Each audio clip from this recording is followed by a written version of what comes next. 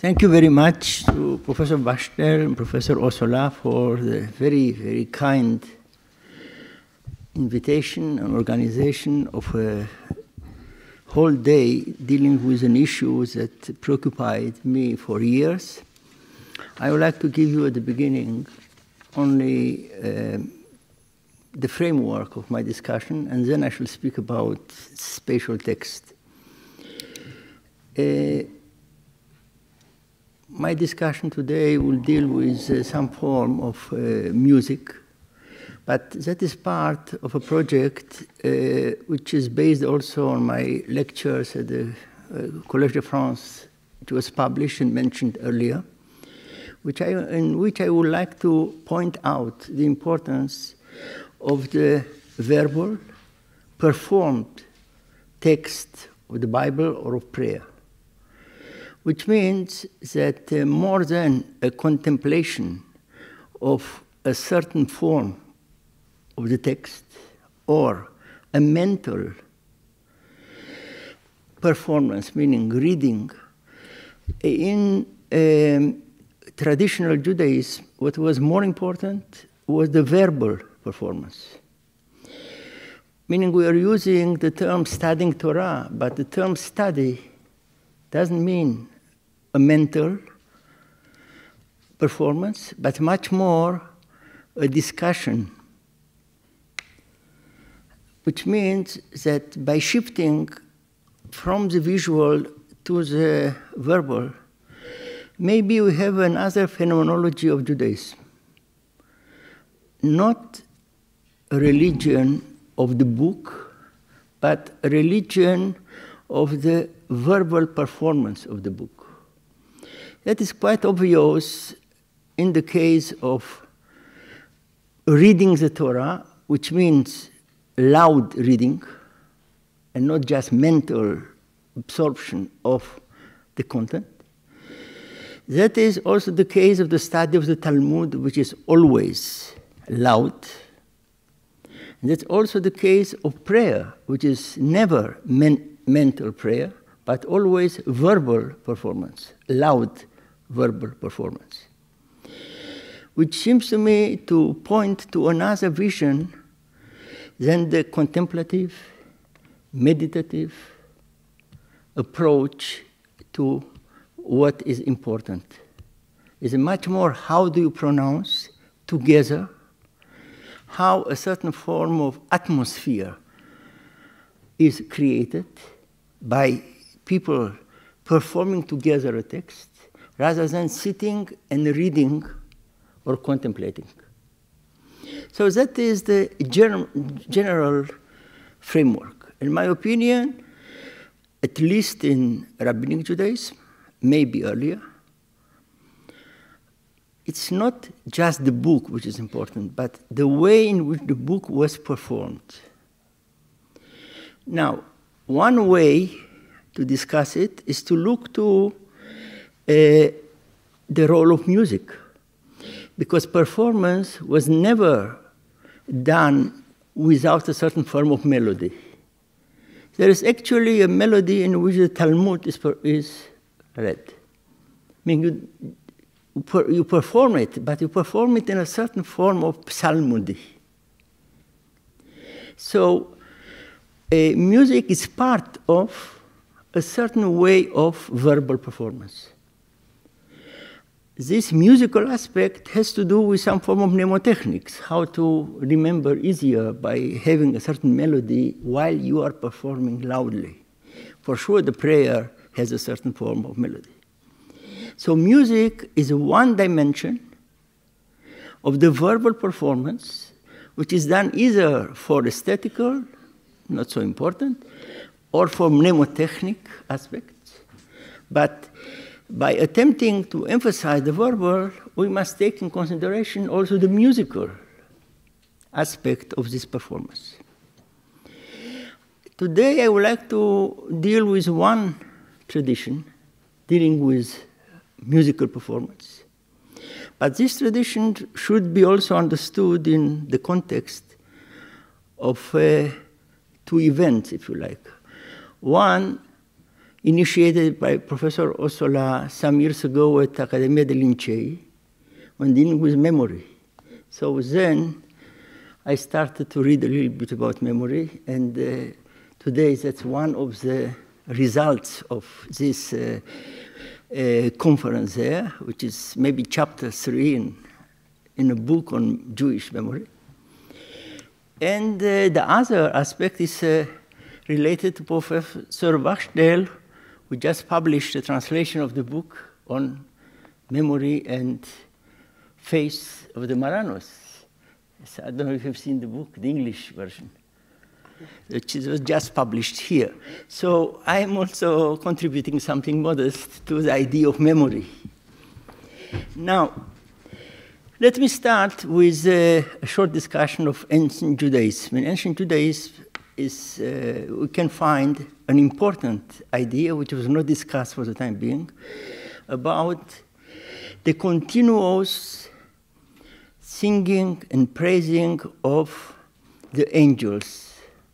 So in ancient Judaism, angels were supposed much more than being messengers of God. They are supposed to be a chorus singing and praising God all the time.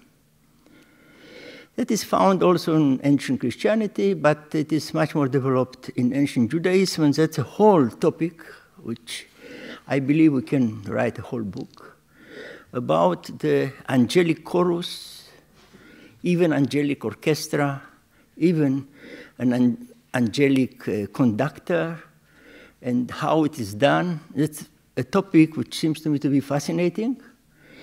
Very important for my point here, because that is a personal type of religion. Meaning the angels are singing to God as a persona, they have a conductor, and that's a scenario, very human scenario. Nothing cosmical here. It's much more, God needs this form of continuous praising, and the angels are supplying it.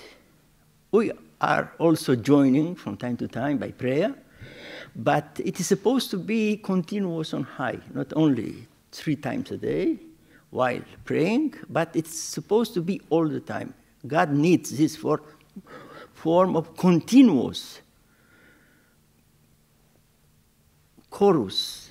And in fact, a lot of events related to accidents, like the fall of angels. What happened? The angels are falling, which actually happened. So the chorus has a problem. So that is the whole book that I don't know if I shall be able to write it sometime, but I have a lot of material on it. So that's a personal, celestial music. There's not only psalmody, there is also instrumental music there, but again, that's a whole topic which I cannot address here. There's a personalistic approach. My first text that I would like to discuss here is for sure stemming from a totally different mentality. And that's a text of Iamblichus, a very important late Neoplatonist, but unusual Neoplatonist, which is much more magically inclined.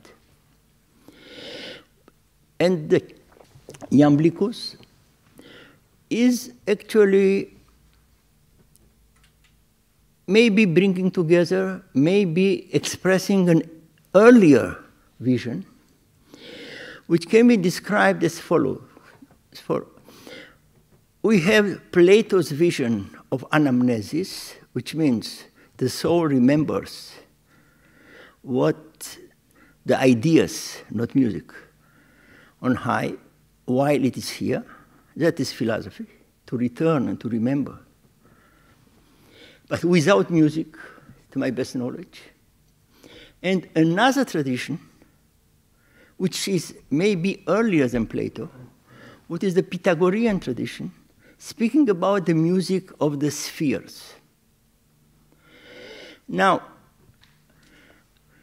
Plato may be neutralized aspects of Pythagorean traditions. That's not my idea. That is found in Professor Vernon reading of memory, and another scholar saying that Plato actually was acquainted with Pythagoras for sure, an Orphic religion, but he wanted to give something less mythological.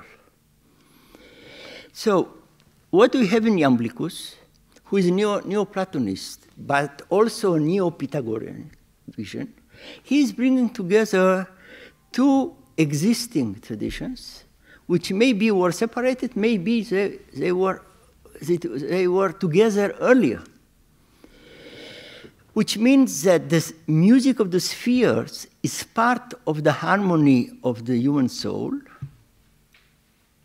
And when someone is listening to music here below, remembers the anamnesis, the music heard by the soul before it descended in this world.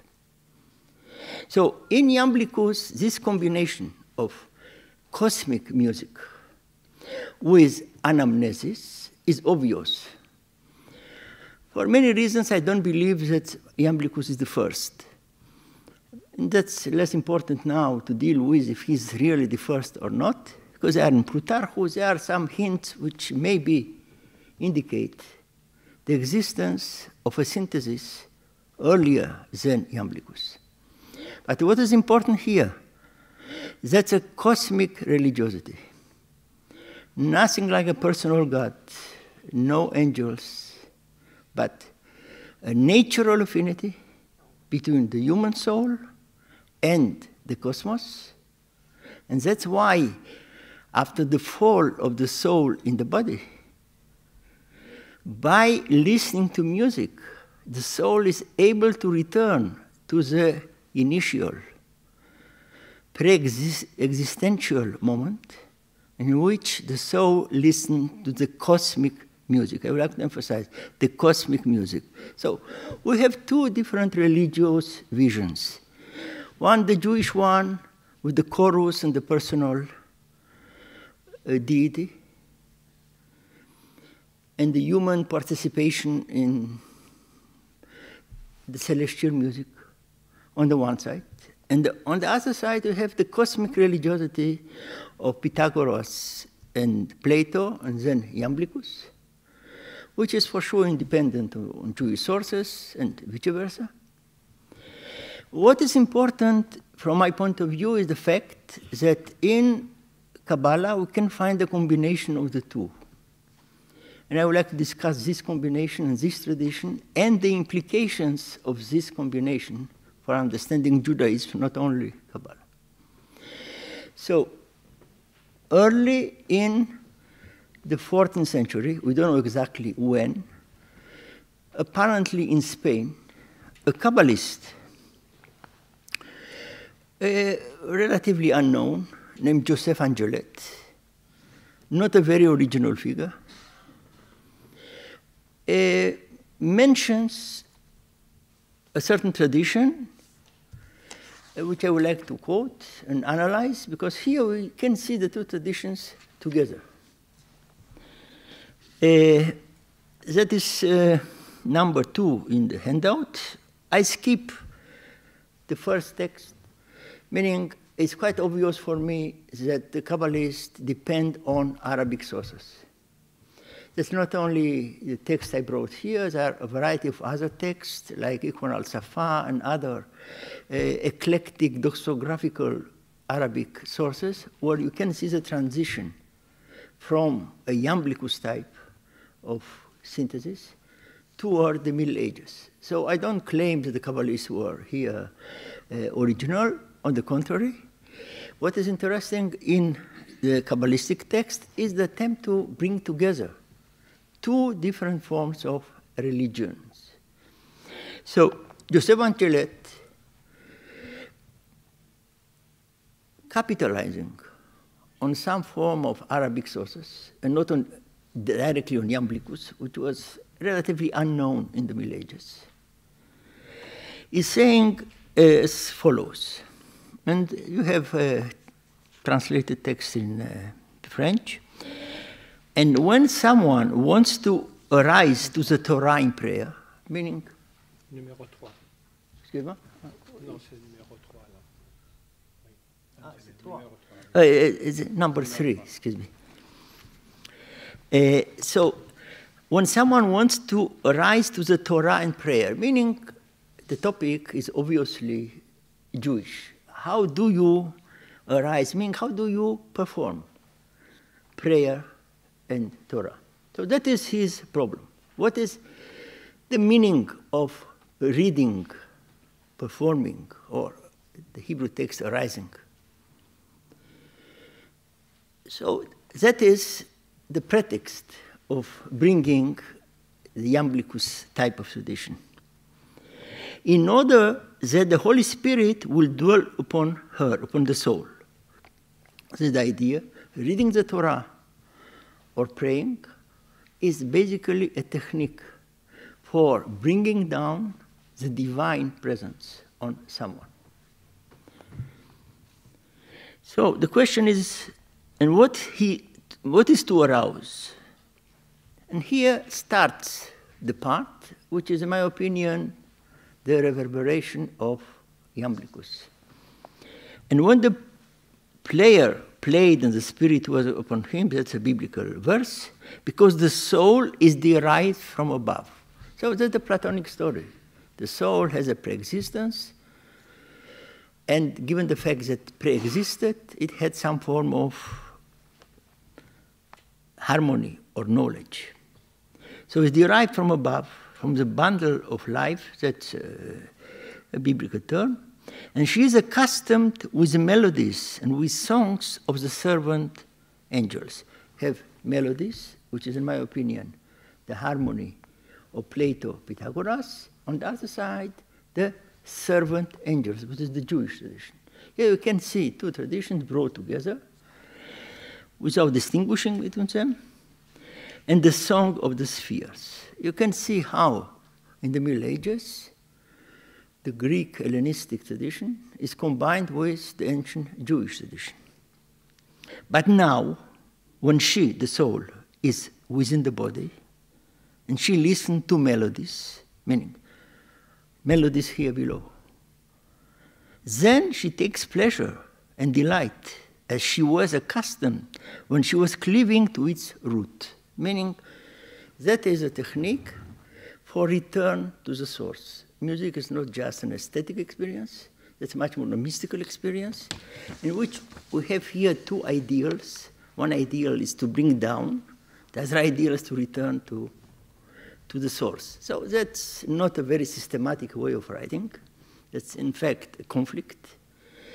And the Kabbalists were not great systematical thinkers, and they operated in a very complex field in which Greek theories and Jewish theories should be combined, and that's what happens. And on the one side, you bring down, on the other side, you have to ascend by the same melodies.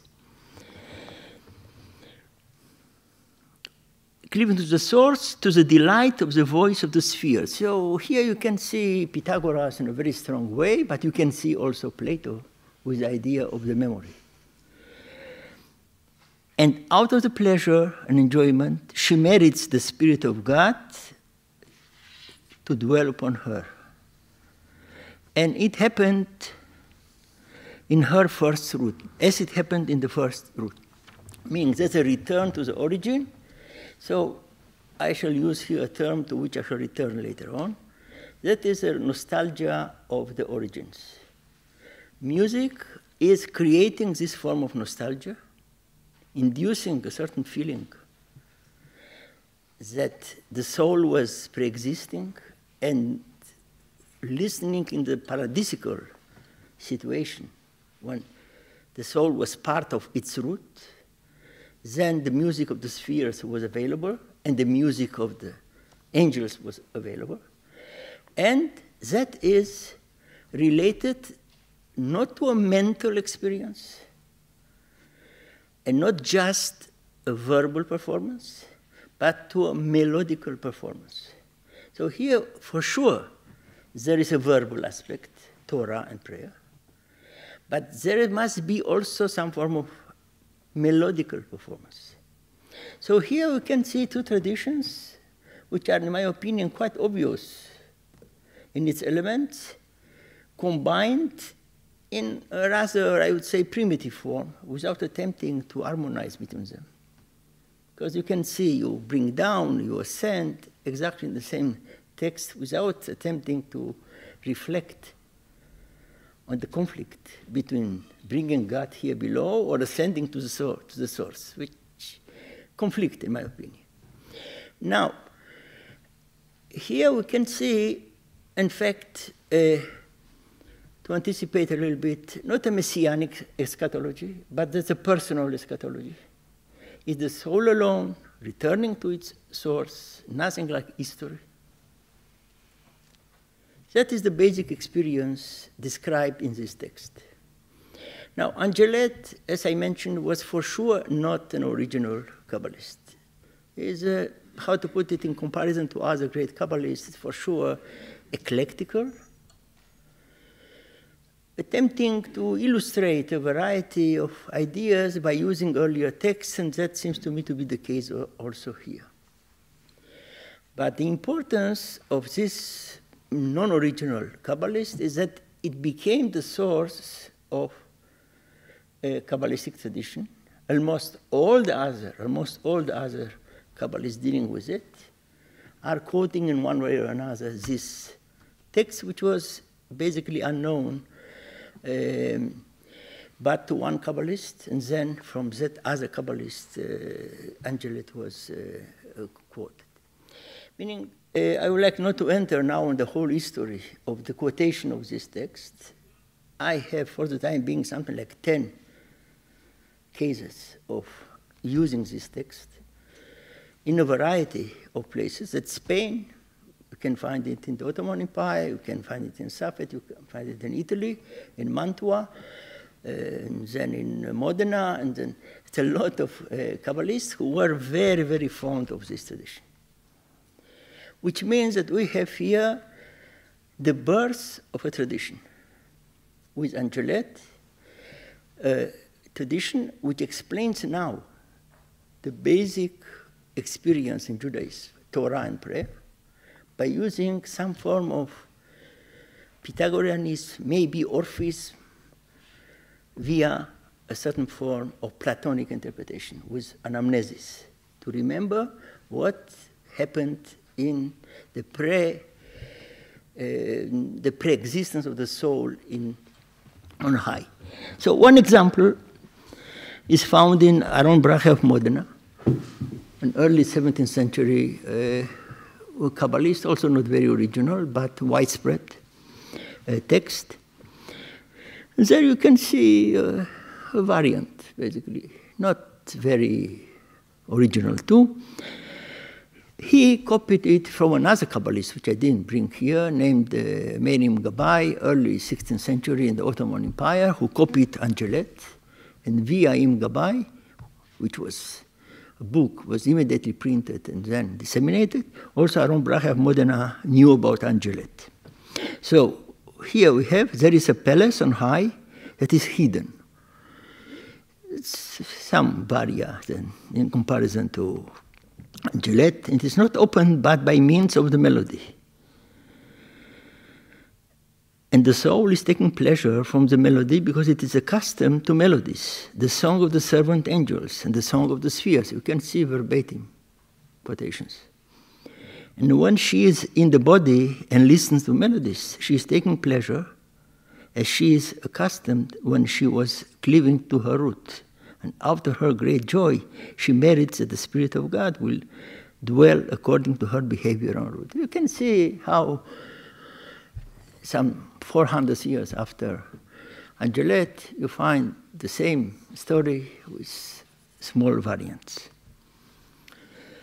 As I mentioned, he's not the only one. We have other Kabbalists, which means, from my point of view, that the Pythagorean Platonic synthesis was not quoted once by a Kabbalist, but it became a Kabbalistic tradition. It became, in, I would say, several major cases, also people who were on the verge of Kabbalah, like the famous Judah Moscato, who was very interested in music, is using Angela text in a Renaissance context, which I would like not to discuss here. But here we have already a tradition, meaning people from a variety of Jewish communities, a variety of intellectual contexts, are referring to it as something obvious. Another quote from Shlomo Alevi Alkabetz, a very influential Kabbalist. In Safed, maybe we have a slightly different source that I couldn't find, where the same idea is expressed. And I don't know if he copied or he had another Kabbalistic source, but here is actually one of the most orthodox Kabbalists we can imagine, adopting the Pythagorean Platonic combination in Jewish sources. So he is bringing tradition and oral tradition. He heard from an old man. I believe he is giving a correct report. He doesn't invent. I mean, like in many other occasions, he had sources which he doesn't identify. And there you can see why melody and music are pleasant to the soul. Because she was accustomed to listen to it on high. It is known to whomever does not deny the meaning of the biblical verses. Here you can see Plato and Pythagoras are becoming the clue for understanding biblical verses. It's not just, how to put it, a certain form of ontology. That is the clue of a series of verses in the Bible. Because without understanding it, you don't understand what's written in the Bible. And he is discussing, actually, later on, how by listening to music and songs, someone returns to the pleasure in the original state. So, last but not least, that's the text of Lermontov, which I don't know how, he is also expressing very clearly the traditions I'm speaking here, but I would like not to enter in Lermontov, but to return to some Neo-Latin author now in this context. The exercise I proposed earlier can be summarized in such a way. There was a Jewish tradition and there was a Greek tradition.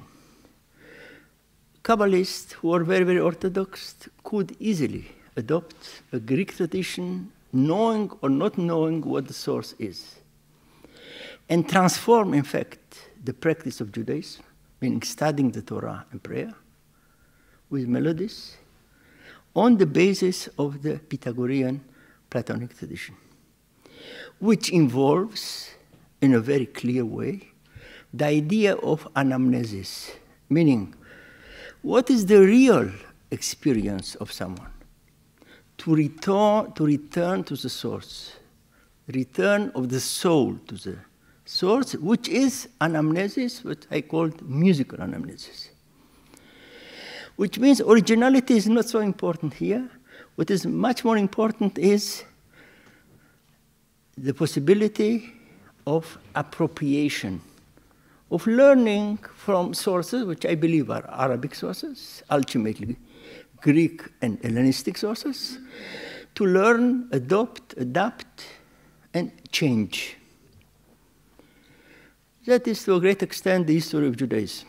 Not always original ideas, not very many original ideas, but learning from a variety of sources in an eclectic, non-systematic, casual, accidental way. Ideas which were appropriated because they serve a certain way of understanding what is Torah and what is prayer. That is, to a great extent, the history of Judaism. There is a certain praxis that was important. We have explanations of the practice. The explanation can come from a variety of sources. Less important, the source. More important, that those explanations strengthen the performance of the Jewish text. Now, if you are going to read one of the most important, maybe the most important, phenomenology of religion in the 20th century, offered not far away from here, by the invitation of Professor of Collège de France, in 46, 7, 8, offered by Mircea Eliade at École de Haute Étude. He offered a phenomenology of religion, which became the clue for his history of religion, which means that we have, in fact, two basic lines in the history of religion. One is what he called the archaic religiosity. And the other one is the Jewish Christian, historically oriented religion. The archaic religion is related, in his opinion, he's using the term anamnesis, which means the soul is returning continuously to the source. This continuous return is a renewal. That's a refuse to enter history, because history is for him terror. And unlike the Jewish or Jewish Christian, and I would like not to enter now in the problems, Jewish Christian tradition, which is historically oriented, a linear time, not going back.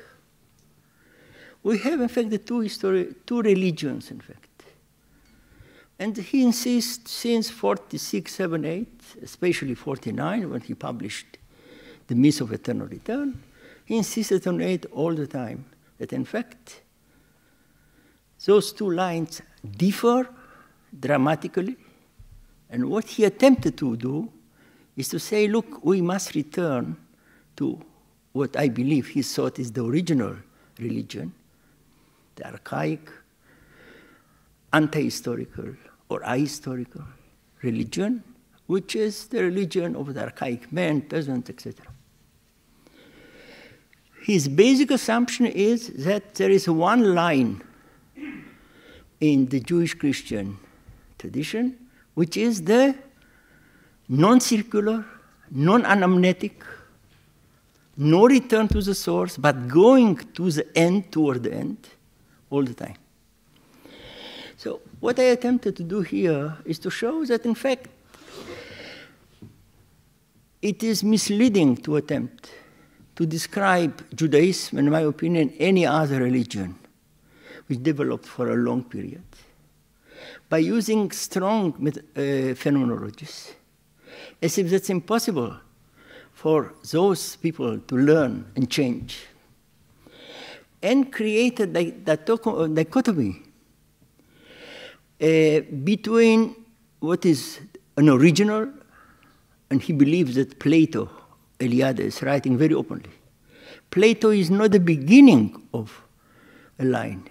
He is the end of the archaic vision of man. He's claiming that Plato's archetype is actually the end of the development of the archaic man.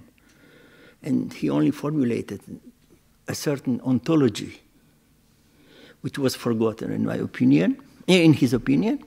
So what I attempted to do here is to show, and that's just one example, that exactly the term that he believes that's quintessential for the archaic religiosity of returning all the time to the source by anamnesis, and in such a way obliterating history.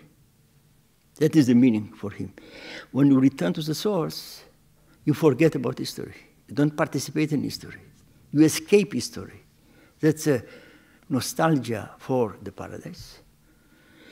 Such a nostalgia for the paradise can be exemplified by the text I brought here, but believe me, I can bring more and more texts about this nostalgia for the paradise in Kabbalistic sources, Jewish philosophical sources, and for sure in Hasidism, which means that the phenomenology proposed by Eliade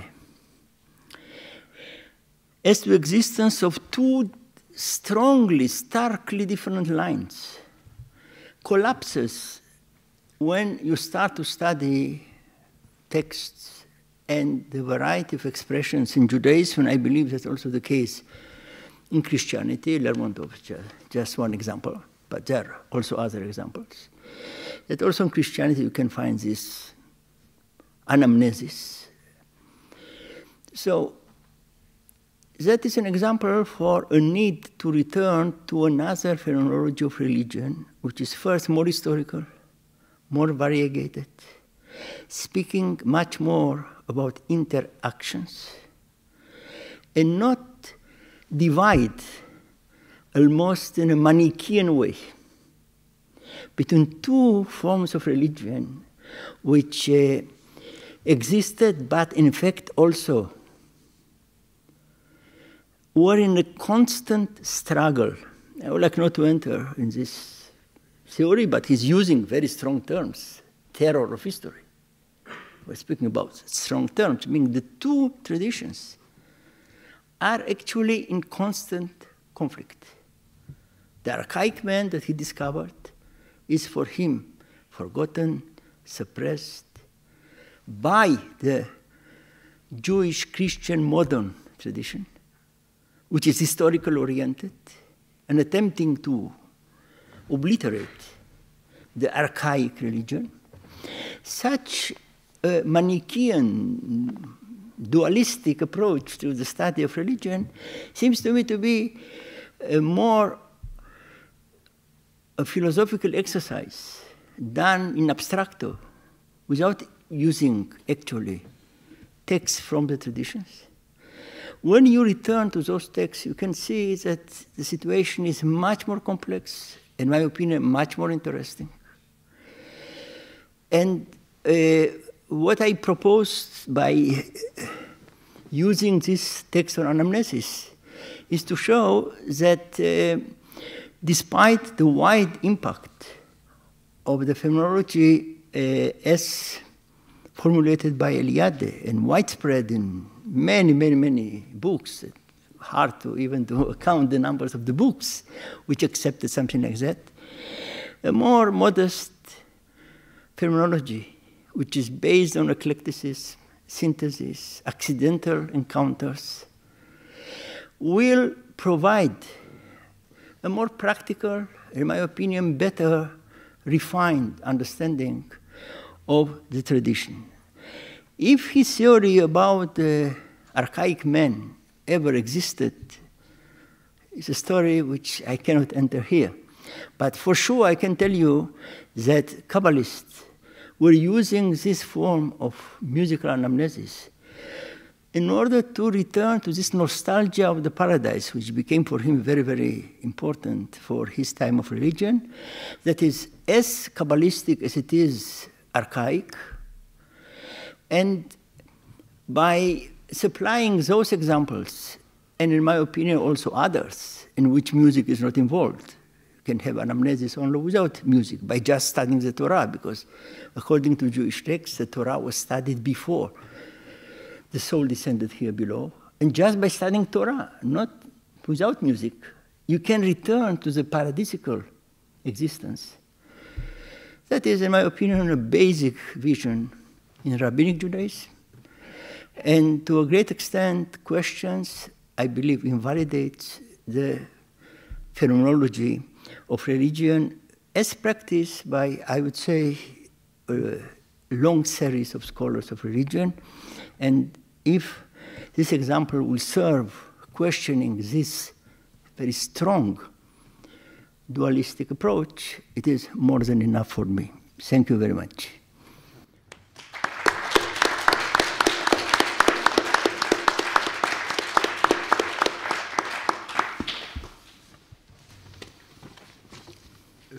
Est-ce qu'on demande au public s'il a des questions à poser?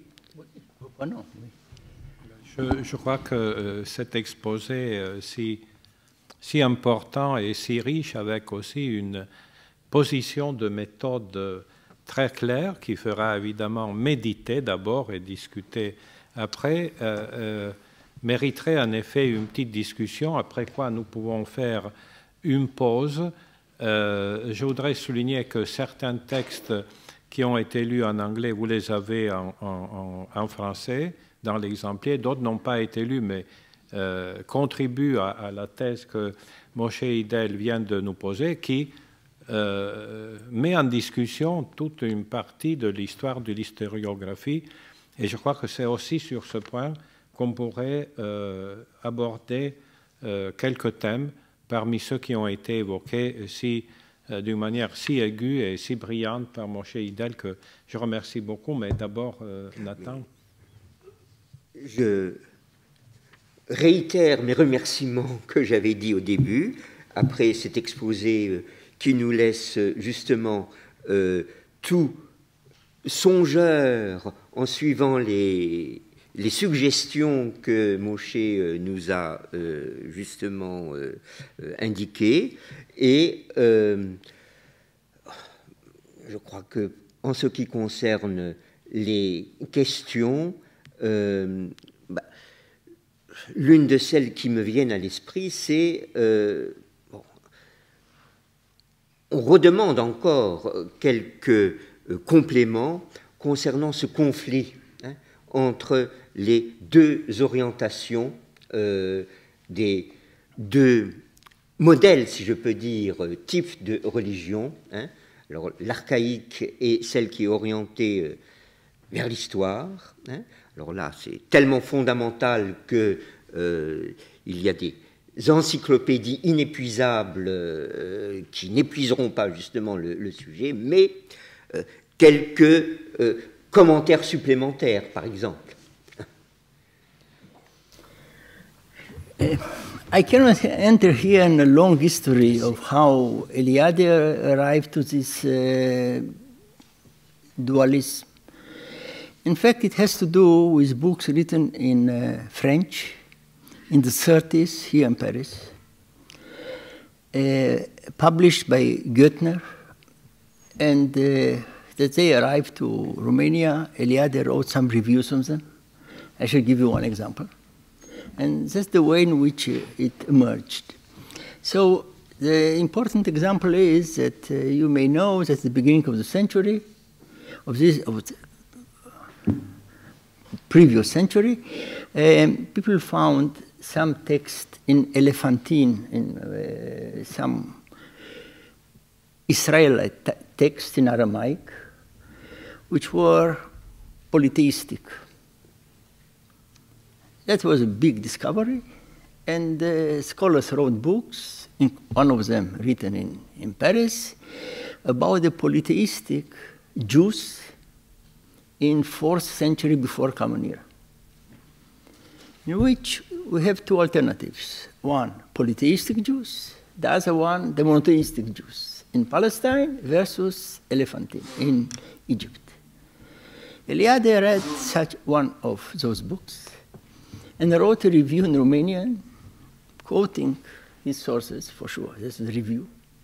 And we can see the origin. In fact, there were two modalities. One modality was popular religion, what's called the archaic religion, also the Jewish one, in the Elephantine and also in Palestine. And the other one, the elite monotheistic religiosity in Jerusalem. That is found in books that Eliade read as a very young man. And he extrapolated from these two forms of religion found in Palestine the following history. A violent elite in Jerusalem destroyed the idolatrous vision found in Palestine and created monotheism. Here is the source of the two religions. One, popular, concrete, idolatrous, archaic. but Israelite. And the other one is the elite. For him, elite is the prophets. I don't enter in if it's true or not, that's a long story. He created an elite which, in my opinion, didn't exist. But that is another story. But that is the typology.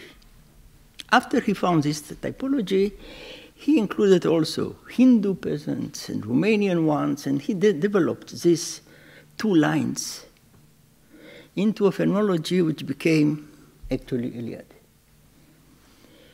The idea was that the monotheistic vision is a violent one, that the terror of history. While the peasants and the archaic one were people attempting to live in the cosmos, not in abstract ideas, not in history, not in monotheism.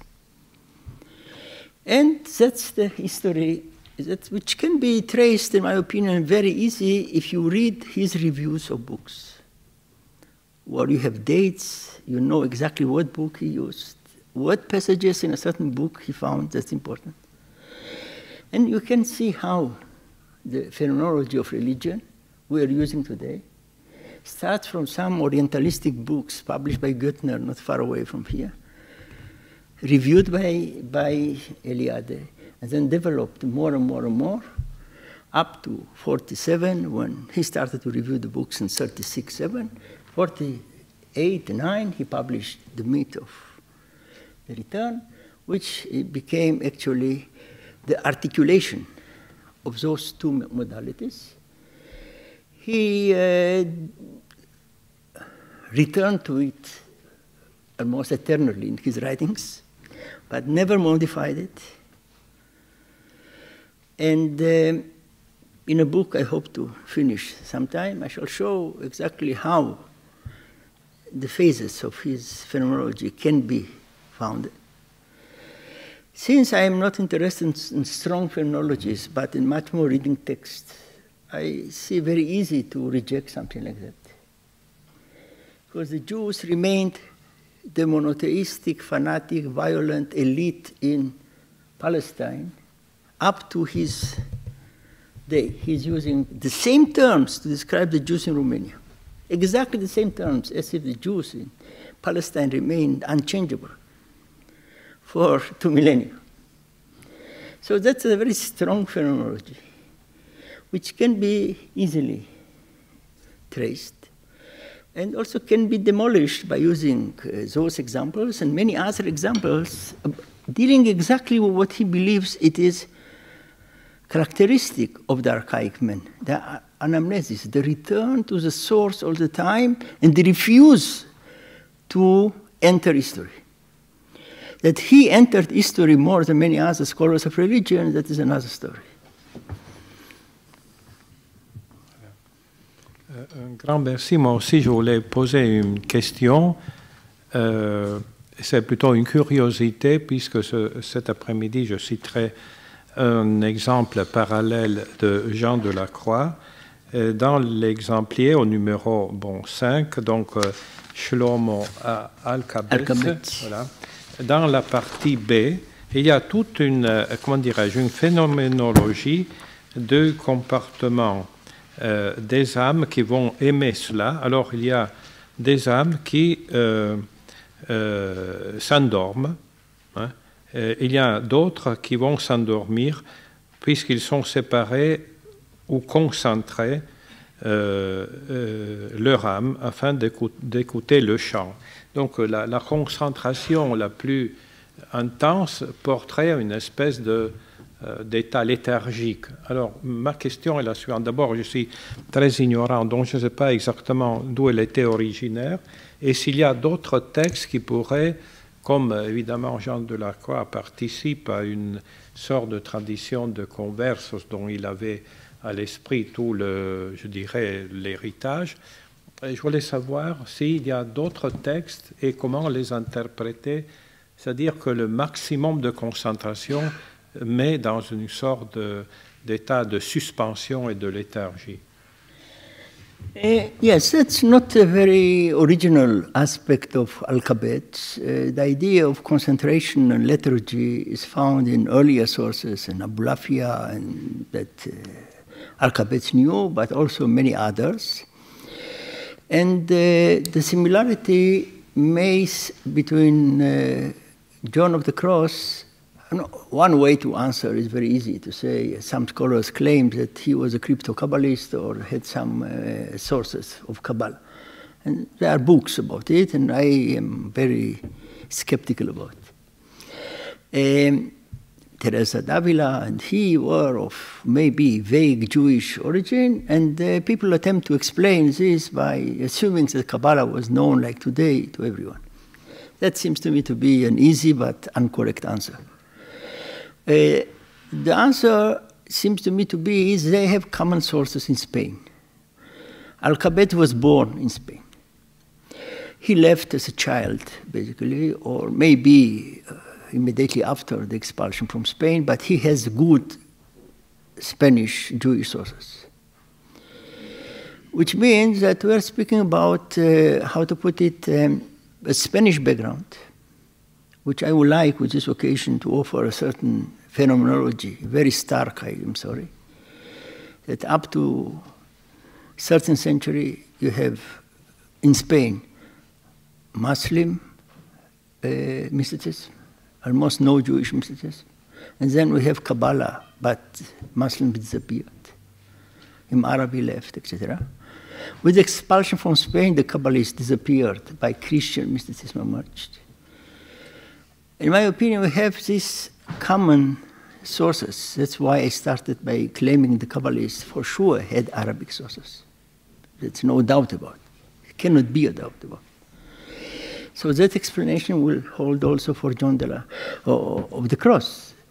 Meaning those are part of what can be called the common background of the monotheistic mystics. Greek sources dealing with ecstasy and liturgy, which were dealt in different ways in the three forms of mysticism. And we shouldn't assume easy influences of one form of mysticism or another, but deal much more with, as I attempted to do here, with the Greek, Hellenistic, common sources, which were elaborated in different ways by the three major forms of monotheistic mysticism. And that will be my answer without attempting to deduce some form of Kabbalistic impact on. Alphabet was a little bit younger than John of the Cross, but I don't believe that is, how to put it, important. They had sources which have to do with the Greek vision of ecstasy, which the moment of very deep concentration means that the soul is leaving the body, not to return to the source, and then the body remains in a lethargical state. So that I would say that is, I would say the Greek heritage which informed the three forms of mysticism.